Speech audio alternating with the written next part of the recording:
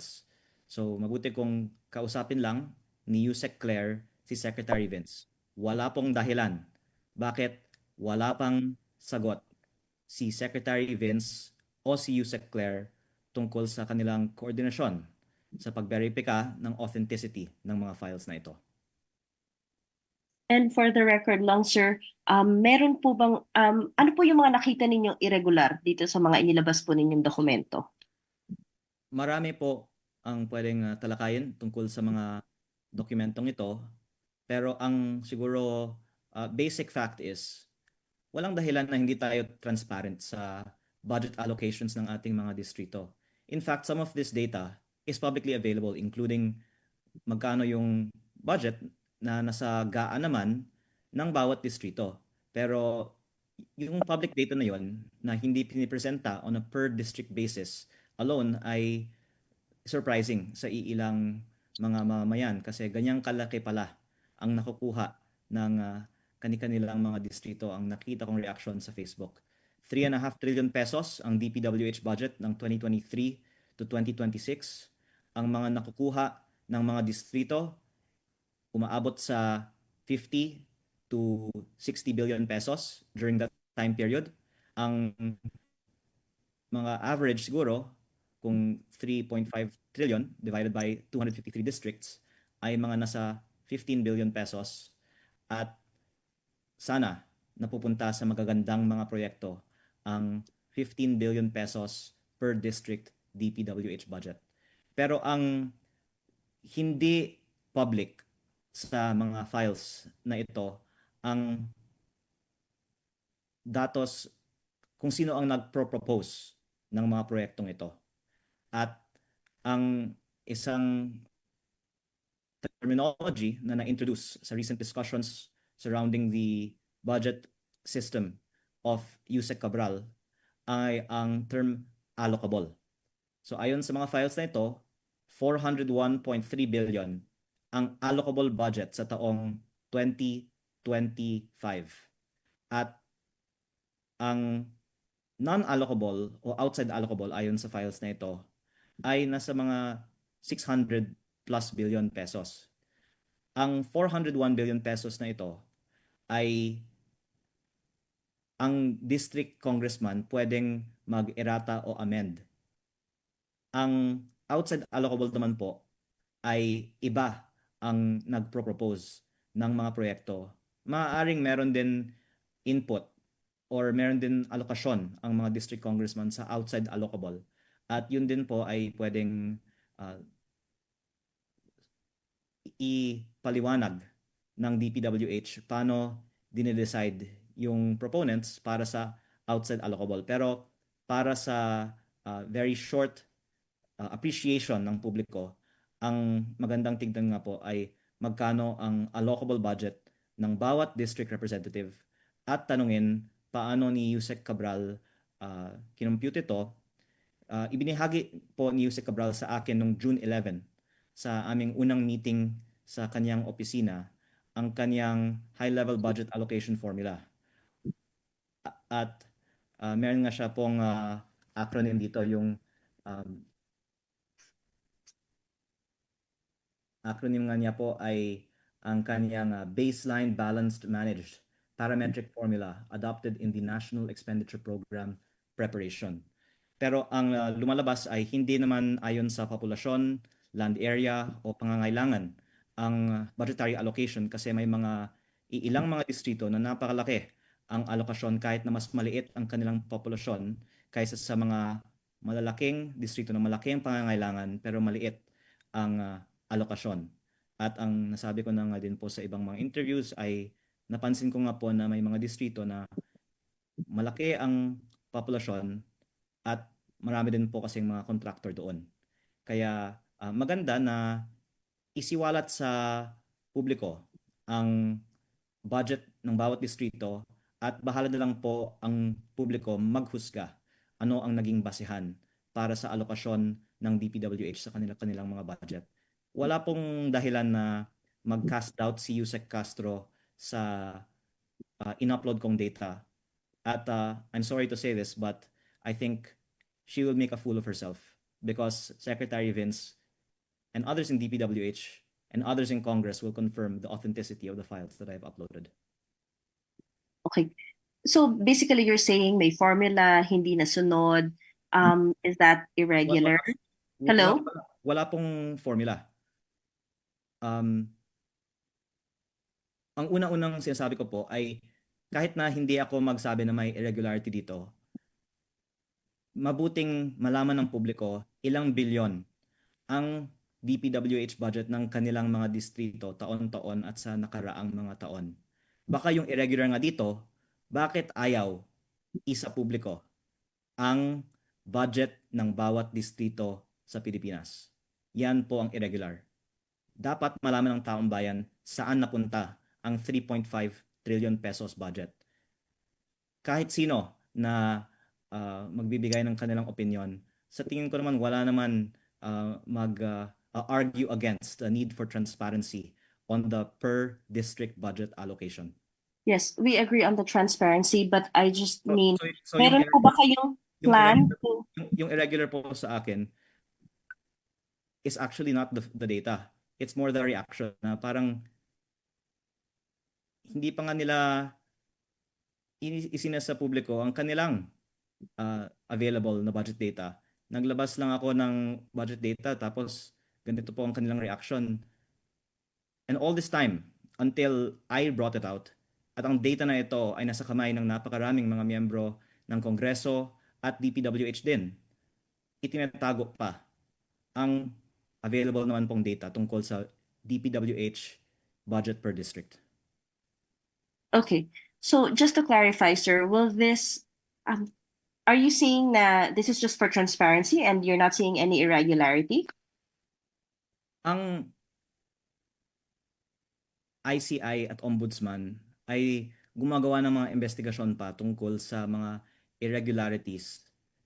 Linking, for example, the proponents of projects to the contractors who are eventually awarded the projects. The budget data is a starting point. There might be some cases where prima facie, the proponent is linked to the contractor, and that is an irregularity. But in other cases, there might have to be some further research on if there is a relationship between the proponent and the contractor, and maybe AMLAC can help find out if there was a financial transaction behind the insertion. But I think the most irregular thing here is bakit itinatago all these years yung budget per district data ng DPWH. At babanggitin ko lang din po na nung September, sinabi ni Sec Vince, isa sa publiko niya ito. Marami pong nagtatanong sa akin, bakit ko hindi ito isinapubliko nung September pa? Kasi sabi ni Sec Vince sa akin na isa sa publiko niya. Aaminin ko din po, marami sa Kongreso, nung sinabi ko gusto ko mag-privilege speech para isa publiko ito, nakiusap sa akin na wag isa publiko ito. Kaya mas gusto ko sana na si Sec Vince na lang ang magsasapubliko nito para hindi ako ang sisisihin ng ating mga kasamahan. Kahit hindi po ako kasama sa kwento, gusto ko lang lumabas ang istorya na to. At hindi po ito naitanong pa ng ibang mga media, pero naisapubliko na nga ito ng PCIJ noong Nobyembre. At meron po silang anonymous source para sa kanilang file. Meron pong ibang mga files sa kanilang istorya na galing sa ibang source. Pero ang ibang mga files ng PCIJ sa kanilang story noong November ay ako. Kaya kahit hindi po ako kasama sa story, okay lang sa akin. Gusto ko lang maisapubliko ang data ng budget per district. Noong November din, pinakita ko sa ICI at sa Ombudsman ang buong file na nakuha ko mula sa opisina ni Yusek Cabral at sinabi nila sa akin then, only then did they see it. And I'm thankful that this Tuesday, the DPWH finally turned it over to the Ombudsman after all of this happened. I think that I was the one who,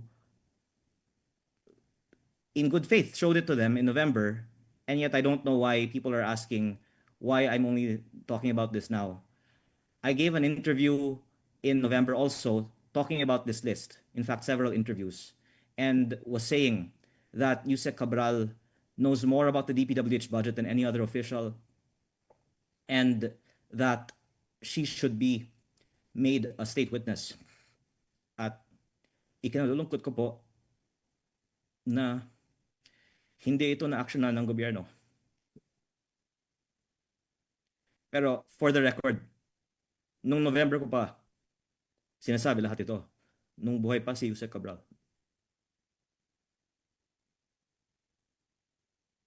Okay, thank you po.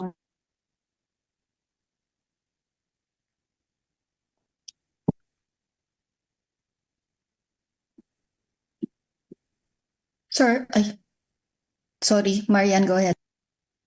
Sige, go ahead ate. Ikaw muna. Sir, itatanong ko lang yung in-upload nyo na 2023 to 2026 data. Meron din bang irregular doon?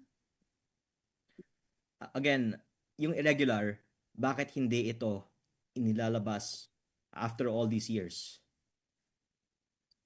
Ang taong bayan ay may karapatan na malaman saan napunta yung 3.5 trillion pesos. Pero aaminin ko, maraming mga kasamahan ko sa Kongreso galit dahil ngayon nagtatanong ang mga taong bayan sa social media, ang laki pala ng budget, saan napunta? Maraming siguradong nakiusap din kay Sec Vince na wag isa publiko ito. Pero sinabi sa akin ni Sec Vince noong September na gusto niyang maisa publiko ito. Kaya ako gusto nung una na si Sec Vince na lang ang magsapubliko nito para hindi ka questionin pa ng ibang mga ahensya ng gobyerno katulad ni Yusek Claire Castro ang authenticity na ito. Pero si Sec Vince mismo ang nagbigay sa akin ng ibang mga files dito. Hindi nga si Yusek Cabral ang nagbigay ng ilang mga files nito sa akin. Si Sec Vince ang nagpabigay sa akin ng ilang mga files dito.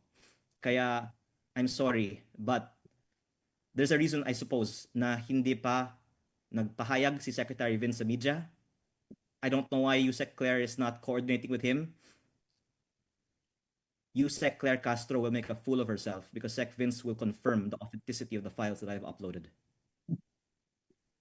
Sir, I am assuming that you saw the YouTube live of Yusek Claire Castro earlier today. Would you like to address her statements? I already did that. I don't know why she hasn't updated us on whether she's talked to Sec Vince, but the fact that she keeps on making statements, casting doubt on these files, might mean she might not have even talked to Sec Vince yet. And the dozens of other people that have these same files, Yusek Claire Castro will make a fool of herself because Secretary Vince and many other people will confirm the authenticity of the files that I've uploaded. Sir, Yusek Castro also said that but hindi na lang daw kayo mag-file ng case. As I said a while ago, the budget data is not the full picture to file a case, but it should have been given to the ICI and the Ombudsman since September, as I discussed with Secretary Vince Dizon in September. I understood when I talked with Sec Vince in September that the files would be given to the ICI and Ombudsman. And I went to the ICI and Ombudsman in November and showed them the files.